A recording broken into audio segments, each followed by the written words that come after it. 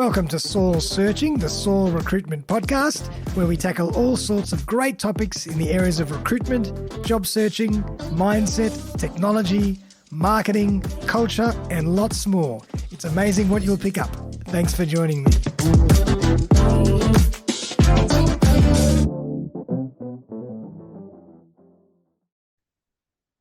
Welcome back, everyone. Darren Saul, your host of Soul Searching, the Soul Recruitment Podcast.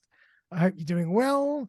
We're coming up to the end of 2022. It's the last show for the year, episode 52. And I have the lovely Kylie Chown in the house. How are you, Kylie?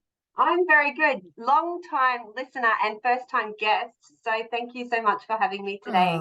Thank you. So you're the one that listens. Yes, that would be me.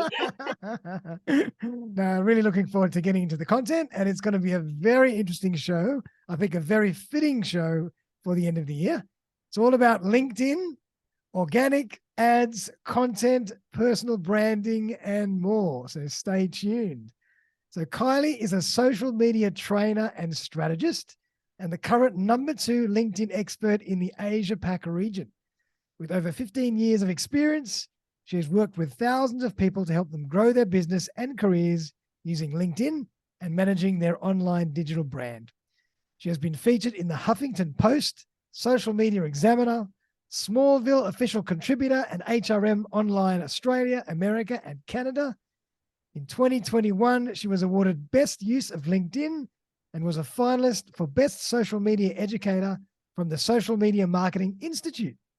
She was awarded Mentor of the Year Marketing Silver in the Stevie Awards and is Australia's first certified social media crisis advisor. She's also the co-host of LinkedIn Local Brisbane CBD, the place to meet your online LinkedIn connections in person in Brisbane. So Kylie, you have been awarded just about every single LinkedIn accreditation and award there is. Thank you so much. Thank you for the lovely introduction. My pleasure. So you've been busy. I definitely have. So I guess, so my focus, as you can see, is primarily LinkedIn. Yep. How did you get into it in the first place? Yeah, good question. So at the moment, I've got a business which is my digital brand, and that's very much around using LinkedIn to help people create a digital brand. But before that, I was actually in a career services business. So it wasn't actually too different to what I'm doing now. It was more working with people and individuals. And before that, I was actually working in a student support role. So helping students who are new to the country settle in, and again, helping them market and promote themselves when they were new in this environment. So you've kind of been working in personal branding and marketing for a long time. Yes. Yep. And why are you so passionate about LinkedIn? Obviously, you've stuck with LinkedIn and you committed to it and you're still as passionate about it ever more than before. Why is it that LinkedIn is such a draw card for you? Yeah, I think a couple of things. I think there's the technical side of LinkedIn that, and we can talk more about that today. But I guess personally, what I find, I guess you're the same. You would talk to a lot of people. And I talk to a lot of people and they are really great at what they do. And I'll talk to them on the phone or I'll talk to them on Zoom. And I'm like, oh my gosh, you're amazing. You've done all this really great stuff. And then I'll look them up on LinkedIn and there's a real disconnect between what they've just told me and what's showing up online. So I guess from my perspective, that's the reason why I like to do the work that I do, because I can see these people have really great potential and they're really great at what they do. But online, it's underselling them. And again, you know this more than anyone else, they don't even know the opportunities that they're missing. Recruiters could look at their profile and go, yeah, no, not for me. A potential client could look at their profile and bounce right off.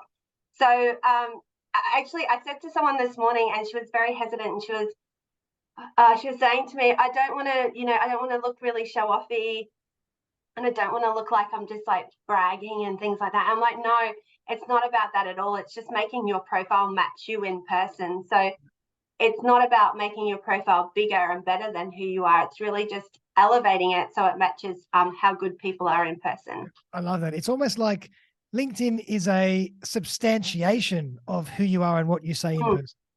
Yeah, absolutely. Almost like an extension of who you are. Yeah. Like your mini website. Yeah, exactly. Yeah. And I've worked with clients who will have a LinkedIn profile, but they not necessarily have a website because it's starting to develop that presence for them. Absolutely. And when we talk about online versus in person, it's almost like that line is already blurred. There is no such thing as what's in person, what's online, what's real and what's not. It's all just everything. We're all looking at screens all day long. Our online presence is our real life presence to a degree. Yeah, and I think if we look at the last couple of years and the impacts of COVID and how that has impacted the community, I think that's definitely expedited that process, and we're much further along that journey than what we were previously. So yeah, I think now more than ever it's very relevant to everybody. Yep, absolutely. And why do you think LinkedIn is such a superpower? There are so many platforms out there, but LinkedIn is really just going from strength to strength. The functionality is incredible. Why do you think it's such a superpower compared to a lot of other platforms? Yeah, I think a lot of what's happened in the last couple of years has driven the growth of LinkedIn from a professional capacity, whether it's for a job seeker or whether it's for a business owner. I think there's a couple of elements that specifically make LinkedIn stand out. I think one of them is it's really the only platform at this point in time that's been set up as a professional network. So if we think about other platforms, if we think about Facebook, if we think about Instagram, they're very much set up from a personal lens and a personal reflective approach. If we think about LinkedIn, it's the only platform, as I said, that is set up from a professional capacity. And I think that influences the intent that people go to it with. So when they're on LinkedIn, they've got their work hat on or their business hat on, and they're very much going there from a work perspective. If we think about the other platforms, they're very much developed around personal interests and personal behaviors, whereas LinkedIn is more about skills and experience. So again, leading into that professional capacity as well. I agree. So again, I think as we kind of have moved out of the last 2 years and this concept of people learning about you online before they meet you in person, I think LinkedIn has really fitted in nicely into that space. Absolutely. And I've heard someone say that, LinkedIn is almost like the place to go when you want personal development content, educational content, industry content. You don't go to Facebook or Instagram for that kind of stuff. That's more for fun. Yeah. To a degree. I mean, there's a little bit, but LinkedIn is such a strong platform when it comes to, self-development, educational development, anything that you need to succeed in what you do day to day. Yep. Great. And now I want to talk about organic versus ads, because obviously it's something that, it's a conversation that everybody's been having more and more over the years. And I'd love to get your take on how effective is organic still on LinkedIn and how effective are ads? And do you recommend people start dabbling in a bit of both? And, what's your take on that? That's a good question. And to be honest, we could probably do a whole episode on just ads. There's so much in it. I think for those people who are listening who might not be familiar with ads and organic is the content that you post onto LinkedIn through your personal profile or your company page, and you don't need to pay to have that seen. Whereas your paid content or paid ads or paid advertising is where you're putting a dollar spend behind a piece of content. So I think to answer your question, we need to think about the differences in both. So if we look at organic content, one of the limitations with that is the reach. So if you're posting an organic post on your company page or your personal profile, there is limited reach, and that's going to be influenced by the hashtags that you use, your company followers, your personal profile connections. They're more likely to see that content. The quality of the post, everything. Yeah, exactly. The subject matter. Yeah, where the paid content is you can reach a whole new audience. So you don't need to be connected to these people. They don't need to be following you. So you've got a much larger reach of audience through paid. But then if you move into engagement, it's really interesting. On organic content, you'll tend to see more engagement on your organic content. And that's because those people are connected with you or they're following you. So they know you and they like you and they find what you're saying really interesting. So they'll engage with it. Whereas your paid content is going to an audience who doesn't know you. So they're not necessarily going to engage with it. So you've got that difference there as well. And then there's obviously costs. So organic is essentially free. Obviously, you've got to spend some time to create it and post it, but you're not spending money to increase visibility. Whereas your paid content, you're putting a dollar spend behind that. So I'm personally getting a lot more people asking me about paid advertising. But I think to kind of come back to your question, I think organic content is still absolutely worth it. I've got clients who will run a full strategy just with organic content, and there's no specific reason they need to do ads. But if your strategy is really about getting in front of an audience who doesn't know you, you might not have the network or the right audience there, then definitely consider ads. And with ads, I think too, it's really important just to test out ad campaigns as well. I found just a little tweak or a little difference in an ad can make a big change to your ads performance. Yeah. And, funny you should say that, because you'd think that video would do really well. But I've found that I moved from a video to just a photo, and that did 10 times better. Yeah. So you just never know what's going to hit. Yeah. And 100%, like I say to people all the time, like maximize your budget to test as much as you can, because, and it's exactly that, is that you might go, well, put all your spend on one ad. And if for example, if you hadn't tested out the still image, you would have missed that opportunity and that learning that, oh, okay, cool, this is what's landing with my audience. Yeah, absolutely. And I suppose a good way to do it would really be to do both. I mean, if you can, continue with organic because it's so important and it's going to reach your warm audience and your community, but then supplement it with some paid advertising if you can afford a little bit of budget to throw at it. Yeah. And a great way to test it would be if something's doing really well organically, maybe that's a good thing to try putting money against. Yeah, absolutely. That's a really good strategy. And I think definitely if people have a budget, that paid versus and having paid and organic can complement each other really nicely. And exactly that, you can take the learnings from your organic content and apply it to your paid. So if something does really well, you can go, okay, cool, we can put some content spend behind that as well. And again, I think it's just thinking about paid versus organic. Paid is sometimes a more immediate response. So you put out a piece of content to a new audience and there's a more immediate response there.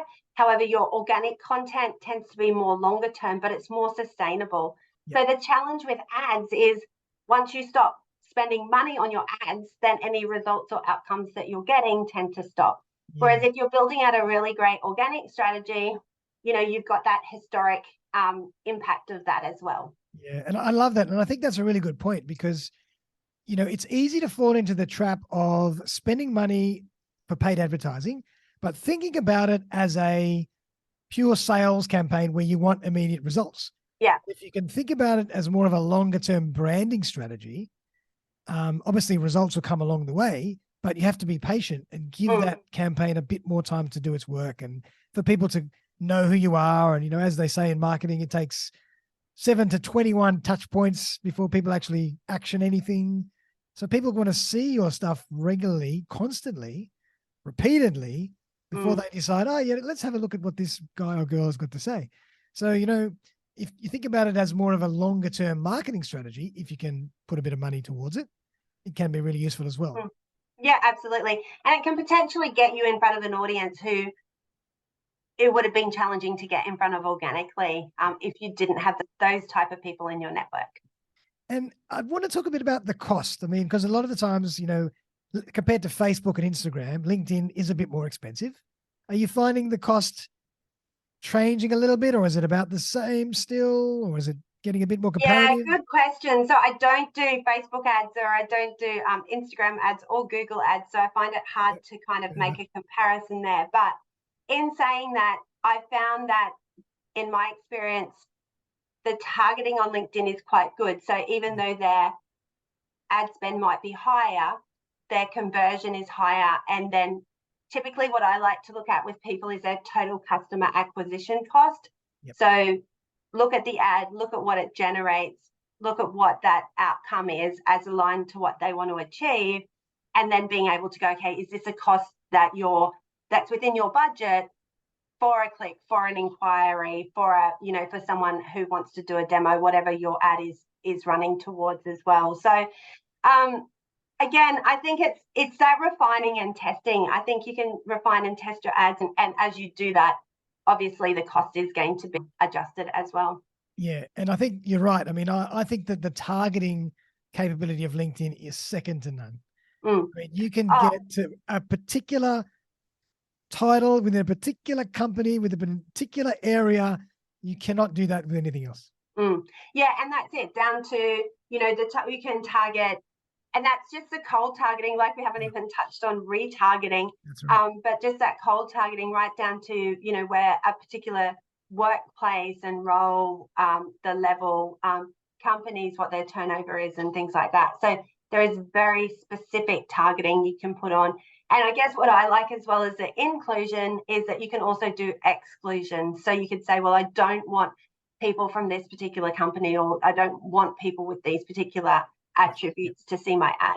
Yeah. Okay. Awesome. So you're finding, there's a lot of more people coming to you to start paid campaigns. Yeah, I'm definitely seeing a lot more interest in people being curious about ads and kind of dipping their toe in to see if it's going to be right for them. Wow. Nice. Wow. Okay. Mhm. Awesome. And just for everybody out there, that's how I came to Kylie, is that I did exactly that. And Kylie helped me out with, a great little digital marketing campaign that's doing really well. And I'm just loving playing around with the ads as well. So she Mm. really knows her stuff in that space. Thank you. Pleasure. But what about in terms of organic? I want to kind of touch on a little bit more for the people that are really still exploring how to Mhm. get the best out of LinkedIn from an organic point of view and from a digital first impression or personal branding point of view. What are some tips and tricks you might give those people to how to really build a strong brand and Mm. also put out quality content? Because I suppose that's another question, but I'd love to touch on what's your take on quality at the moment on LinkedIn? Are you seeing quality or are you seeing just a lot of quantity? Yeah, let's start with that one. And that's something again that I see a lot. And people will say, "Oh, LinkedIn's looking a bit like Facebook," and I will hear those sort of comments. So I think, like any platform, I think there's going to be really great content and there's going to be content that's not so great. Yeah. But the thing about content is it's subjective, right? So I might see something and go, "Oh, that's great," and you might look at it and not agree with me because it is subjective. So I think from that perspective, is understanding with LinkedIn specifically is that you can make changes or you can do particular things that influence the content that you see. So, for example, if you've got a particular interest in a particular topic, you can follow hashtags or follow particular hashtags of things that you're interested in, and that's going to tell the algorithm that you're interested in those type of topics. Ah, If you're connected with someone and you want to be connected with them, but you're like, oh, I'm just maybe a little bit seen a little bit too much of their content, you can click on the three little dots and you can unfollow them. So you'll still be connected with them, but you'll unfollow them. oh, I didn't know you could So do that. yeah, so you're not going to see that content from those people whom you're not interested in. Okay. Also in those three little dots, there's different things that you can do. So you can say, I don't want to see this content, but you might say, I'm not interested in the author, or I'm not interested in the topic. So I Wow. think if there's people who are listening and thinking, oh, yeah, I go on LinkedIn, but I really don't like the content, there's definitely things like that that they can do to help teach LinkedIn what they do want to see. Because like all the other social platforms, LinkedIn wants you to stay on there as long as possible. So if you can say, hey, I want to follow this hashtag because I'm interested in these things, I don't want to see this, I do want to see that, it's going to help train LinkedIn or teach LinkedIn what you want to see, and then you'll get that back in I love return. it. So you're basically Mm, tailoring the content. I didn't know you yeah, could do that. yeah. And I guess like any content, you just want to, I mean, you obviously just want to check the credibility and the source. As I would tell people, just do due diligence with their content if they see something that, and just making sure and doing their own checking before they were to implement anything that would impact their career or their business. Yep. Hi, guys. Just a quick message. I'm always on the lookout for engineers in the managed services space across Australia, support engineers, systems engineers, network engineers, and solution consultants. I only work with the best companies that are going places, really value their staff, have great techs, and offer stacks of training and other benefits, up to $1,000 for successful referrals. Who do you know? Feel free to give me a buzz, 0414 659 800. But right now, back to the conversation. And I mean, my take on content these days is that because it's so saturated, there's so much Mm, of it, everybody's jumping on the social media bandwagon because it works. Mm. My take is that if you can try and be as educational as possible and less promotional, and also try and be a little edgy or a little different or a little bit, off the beaten path to a degree, not just do what everybody else is doing. What's your take on that? Yeah, absolutely. I think educational content is, I think that there's longevity in that because it's sustainable. We talked about at the very start, people will look you up online. So if we kind of step back from that, if I pop someone's name into Google, it's very highly likely that their LinkedIn profile will come up first in the search results. And then in one click, I can go to their profile, but then in the next click, I can go to all activity.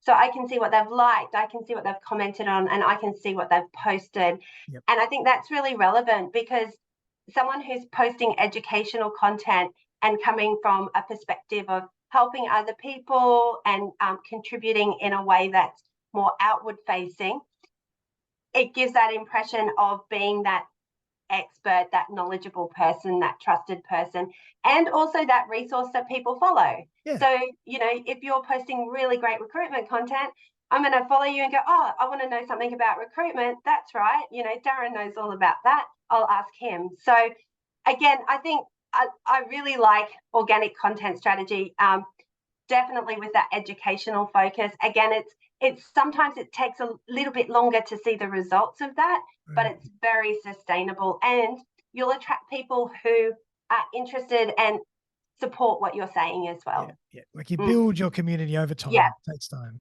and you get to that point. Yeah. And what are you finding in terms of the form at the moment? Is video outperforming other things, or again, it's just you can't compare? Yeah, it's a good question. I literally was talking to someone. Yes, I get that question a lot. I'm sure. Which is like, what content should I do? And again, I kind of go, well, it depends on a couple of things, right? It depends on your audience. So think about how your audience likes to consume content. Some people will love video and they like to consume content that way. But some people you might be looking to engage with, and they might like a lot of detailed information and statistics and data. So if that's your audience, you might consider writing longer form articles that can capture all that information. Some people want to consume content really quickly, so the images there work really well. I think for all individuals, it's very much about testing and measuring and seeing what's right for you. I think considering what is going to be achievable for you to do. Some people, I know will struggle with video. So I'd say, just start off with writing content. And then once you get comfortable, go to that next step. And also think about what's sustainable, because LinkedIn likes consistency. So again, we can go out with an amazing video strategy, but if we can only sustain it for a month, you're not going to get the results of that. Technically, though, LinkedIn and all social media likes everything that stops you scrolling, and video does that. So if I'm scrolling through, if I see a video, I'm going to stop, I'm going to watch it, maybe even read the subtitles. So, it does lean nicely into stopping the scroll, which is what the platforms do like. So, yeah, I think it's a bit of a mixed answer. I'm very challenged to say or be prescriptive with this type of content is best, because I think it is very individual. Yeah, absolutely. And if you take not that everybody falls into this category, but if you take the disc profile as an example, certain characteristics or certain profiles within that will like certain content more than others, purely because of their natural style. So again, you can't really say one is better than another. Yep, true. And one thing I'd love to touch on, I don't know how much you go down this path in terms of what you hear from LinkedIn or what you study, but Gary Vee, I follow Gary Vee quite strongly, and he's talking at the moment about the TikTokification or something along those lines. I'm not even going to try and say whatever of the algorithm. In other words, TikTok has done something very, very different in terms of a social media algorithm, in that it's putting content in front of people that like the content rather than people that are actually connected to a person. Mm-hmm. You don't have to be a connection to see certain content. It's more based on your interest. Is LinkedIn jumping on that bandwagon, or how does, do you know much about how the algorithm works in that respect? Yeah, look, the LinkedIn algorithm is, I think, one of the great mysteries of the world. And so, again, I don't know that there's a prescriptive answer around that. But what we have seen is, I think over the last 12 months specifically, is much more of a content creator type focus. So if we look at things like creator mode, if we look at those changes that have come about, even if you look at things like LinkedIn audio events, it's very much around that community side. So again, I can't say that I definitely think that's the way it's going to go, but I do see LinkedIn making changes that lean into that space. So for example, you can see if someone connects with you, you can see if they're already following you. And, if they're already following you, then they're going to see your content regardless, but they've still expressed that interest. So my personal, I guess, opinion is I don't see it going as far as TikTok in that perspective, but I do see it becoming more community focused and more niche community focused as well. Well, that's kind of good in a way, because, you spend a long time building up a great community. You want to still make sure or know that most of your content is going to reach your community. It's not only going to be about the interest or the quality of it every single time. Yeah, absolutely. And it's that you're then, if you've got that community, if you've got that network and you're creating content for them, I think you're more likely to achieve your longer term objectives than kind of creating for more of that instant engagement. Yeah, so true. And I think that's a really good point. I think, you have to really just be in it for the long term. You have to do it in a way that is going to give as much value to the other party, and just keep on giving as much variety as you can. Yeah, exactly. And just test and measure, and you'll know what's right for you and what's landing with who you want to be talking to or with. Gotcha. So if you were to give some advice for those people that are really starting on LinkedIn and saying, all right, I want to build my personal brand now, Kylie, what should I do? What a couple of steps would you give them? Yeah, absolutely. So first of all, I would get them to do an assessment of what's happening at the moment. So again, if they're starting out, they might not be able to do this, but if they have started, just kind of going, okay, who's been reaching out to you? Are they your ideal audience? What kind of statistics and data do we have? And more so if it's a business page, we can do that in a lot more detail. Yep. But really understand the baseline of what's happening for them at the moment and getting them to understand that. And then secondly is thinking about what are their objectives with LinkedIn and what are their goals and what is it that they want to achieve. So your LinkedIn strategy doesn't have to be your whole of business marketing strategy. So I talk to people about that, really having a top-down approach. So what is your business goals? Then your marketing strategy falls out of that, and then LinkedIn will fall out as a stream of that. Yep. And so your LinkedIn strategy doesn't have to be everything you want to achieve in your business. Some people might absolutely want to generate leads and inquiries. Some people might want to get, recruiters approaching them for jobs. Some people want to get into publications and speaking, and there's a whole different, lots of reasons why people want to use LinkedIn. But I think getting really clear on that, because if we're really clear on that, that makes everything else easier. So get clear on what it is you want to achieve with LinkedIn, and then look at the profile. And what I say with people is look at your profile from that ideal audience perspective, and does it communicate everything that they need to know, and does it include the most important information?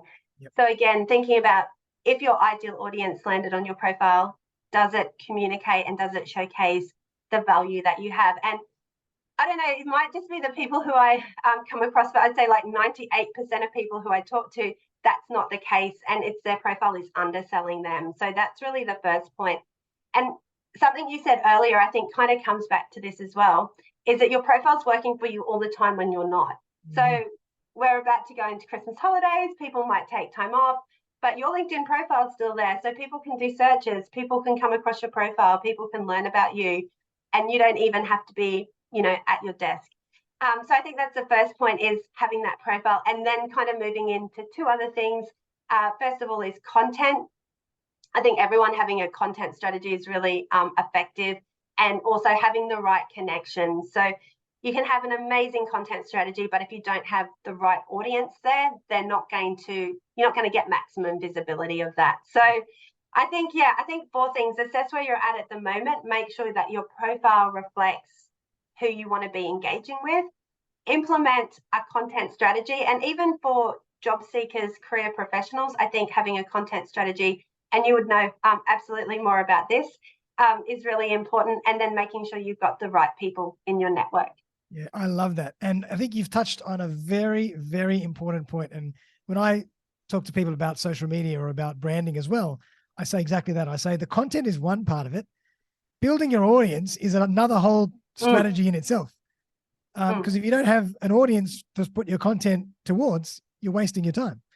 So what's your take on how do you build an audience? Yeah, absolutely. So I think if we look again, those last 2 years, I think unfortunately one of the things that happened was that there was a lot of people who had a lot of face-to-face interactions, and they looked to take that online very quickly. And sometimes that didn't go maybe as good as what it could have gone. Yep. And so what we started to see is a lot of spammy, salesy messages, connection requests, and things like that. I think LinkedIn technically is starting to put in and has put in some constraints around that. So, for example, in our inbox, we've got our focused inbox and then the other inbox. So the other is where it's putting messages that it thinks might not be ideal. And again, that's something you can teach LinkedIn about as well, though, because if you see messages in the other inbox and you're like, no, that's something I want to see, you can move that. And again, you're telling LinkedIn what you want to see. But again, to come back to your question, and there's the point of relevance being is I think we've moved past templated messages, and I just don't think that they work. Yep. I still have people approach me wanting to do that. And what I'll say to them is, what's your response when you get that kind of templated message? And they're like, oh, I just ignore it. Exactly. Like, well, I think maybe people might do that for you as well. So I think to answer your question, how do you grow your network, is identifying the people who you want in your network, but making sure and taking the time. And I absolutely appreciate it does take more time, but taking the time to write a really great personalized connection request to them, and something that shows that you've taken the time to look at their profile. So you might see they've posted something that you felt was really interesting, or they've been involved in something that was really good. I think just that can make your message stand out. And I do appreciate it does take more time, but I find you get a much better result than just sending that default connection request. Yeah. And I think as well as we said before, as long as your LinkedIn profile is selling you properly and really explaining the value that you provide, people are going to be more likely to say yes. Yeah, exactly. Because if someone sends you a message and says, hey, Darren, I came across your profile, I listened to this version of the podcast, I really enjoyed this, would you like to connect? I would assume you're going to be more open to at least going, oh, okay, cool, who's that person? Maybe checking out their profile and connecting, as opposed to someone who just kind of sends that default connection request. Or if you've got 2 lines in your comment section and, one job title and we know nothing about you, what would make me connect? Yeah, exactly. So again, and I think that comes back to, I think people are starting to want, and I wouldn't say prediction, probably more of a wish list, though, is more of that community on LinkedIn, and particularly niche communities. And again, I think how you reach out to people is going to influence the community that you build as well. Yep, love it. Beautiful. Well, I think I'm going to have to get a lesson on all these extra little features and benefits on how to tweak and teach LinkedIn to do what I want it to do. So I might have to come to you for that. But as I mentioned earlier, everybody out there, Kylie is fantastic with LinkedIn, and she helped me build a whole campaign together. But I wanted to give Kylie a chance to have a chat and tell us more about what she does. So tell us a bit more about what you do exactly, and how people can access what the value that you provide. Yeah, great. Thank you. So how I work with people is, as I said earlier, it's primarily using LinkedIn, but from the perspective of having a really great digital first impression. So typically that'll look like doing a strategy with them. It might include updating their profile, might include their company page, and it's really custom to what they want. It might be doing ads, it might be helping with a content strategy. And then out of that, they can run with it and do it themselves. I can do it with them, which is where I would do a coaching time with them, or I can do it for them, which is where I would set it up for them. You might be surprised that the best place to find me will be on LinkedIn. It's probably the best place. So if anyone would like to connect with me on LinkedIn, that would be amazing. Thank you. Awesome. No, and she's fantastic at what she does. She's always very giving, very insightful, and she really knows her stuff. So I would highly recommend speaking to Kylie if you want to take your LinkedIn strategy to the next level. Great. Thank you so much, Darren. And I believe, Kylie, you also do lots of speaking and, corporate workshops and all that kind of thing as well. Yeah, yeah, absolutely. So, so speaking at more industry events and things like that, but also corporate workshops and teams. So if someone has a sales team and they would like to work with their sales team on how they can best utilize LinkedIn for the business and the individuals, that's something that we can work through, which is every business is different. So that's typically something that's very custom to what that particular business needs, their resourcing and things like that as well. But definitely helping to kind of get all the team on board and use LinkedIn to help the overall business objectives. Awesome. And obviously you're based in Brisbane, but you work worldwide, I'm assuming. Mm-hmm. Yeah, absolutely. So one of the benefits, again, of Zoom is that we can talk to and work with pretty much anyone, anywhere. I'm not great with time zones, so I'm not going to commit to absolutely everywhere. Yeah, they're getting up at 5 o'clock in the morning. Places. Yeah, love it. And tell us a bit more about your LinkedIn Local Brisbane CBD network. What's that all about? Yeah, great. So LinkedIn Local Brisbane CBD is our LinkedIn Local chapter in Brisbane. LinkedIn Local was started by a lady called Anna in Coffs Harbour, and basically it's now global, it's worldwide, and I co-host our Brisbane event. So our LinkedIn Local Brisbane CBD event is every second month on the last Wednesday of the month, and it's basically the concept is that you can come and meet those people who you're connected with on LinkedIn in person. And we always have a really great speaker and educational topic. And we also share, my co-host and I share information and tips on LinkedIn as well. Oh, that sounds like a lot of fun. I have to come up to Brisbane and do that. Yes. That sounds like a lot of fun. So that's independent of LinkedIn. That's your own local network. Yeah, absolutely. Yes. Love it. Okay, awesome. Well, Kylie, it's been such a pleasure. I think we're going to have to get you back again next year for some more specialized LinkedIn exploration. But it's been really nice to have you on the show. And we've covered a lot of ground. And I hope that we've given lots of people, some initial parts of their strategy for how they can really start utilizing LinkedIn even better than they have been next year. And, moving into the holiday period, it's even time to still stay ahead of your marketing because, as we mentioned before we started shooting today, a lot of people are going to be on LinkedIn in the Christmas break because they're going to have a little bit more time off work. So the attention is going to be even stronger. And it's really time to get on LinkedIn, start playing around with your content, start testing things out because you just never know what results you're going to build for next year. Amazing. Thank you so much for having me. It was really great to talk to you. And I appreciate you asking. Oh, thank you. Is there anything else that you want to leave us with before we finish up? Oh, I think going back to one of the things that we mentioned earlier, thinking about, I would suggest everyone jump onto Google, put their name into Google, see that their LinkedIn profile comes up first or early in the search results, and actually click on that link and just reflect on it and see, does this represent me in an accurate, true reflection of my skills and capability? And if it doesn't, even just start kind of working on it and start to lift it. Because again, like what we said earlier, is it's pretty, even into the Christmas holidays, people can be looking on LinkedIn and it can be working for you when you're not working. Absolutely. I totally agree. Well, Kylie, thank you again. Thank you so much for joining us. We really appreciate it. It was such a great show for the last one for 2022. I wish everybody a fantastic Christmas, New Year break. Have some downtime, but jump on LinkedIn as well. Have a bit of fun. And we'll see you very, very soon for another episode in early 2023. Bye for now. Thanks, Kylie. Thanks, Darren.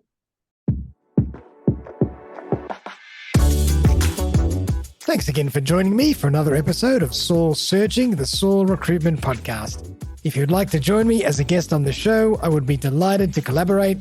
feel free to buzz me on 0414 659 800 or email me on darren@saulrecruitment.com.au. I'm always on the lookout for great guests who can share their stories and expertise with my community. But for now, though, have a fantastic day, and I'll see you next time.